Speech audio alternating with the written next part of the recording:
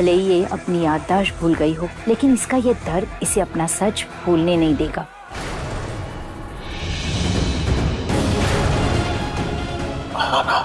और कितने चेहरे बदलोगी, कितने लोगों को बेवकूफ बनाओगी।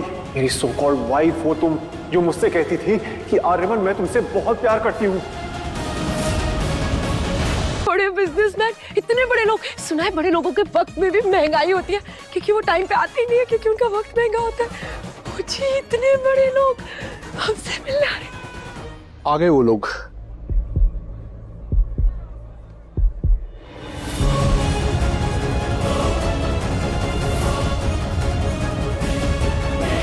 कैसी लगी आपको हमारी अपडेट्स? कमेंट सेक्शन में कमेंट करके जरूर बताइएगा। एंड टीवी सीरियल से जुड़ी लेटेस्ट अपडेट के लिए देखते रहिए हमारे चैनल टली टेल्स।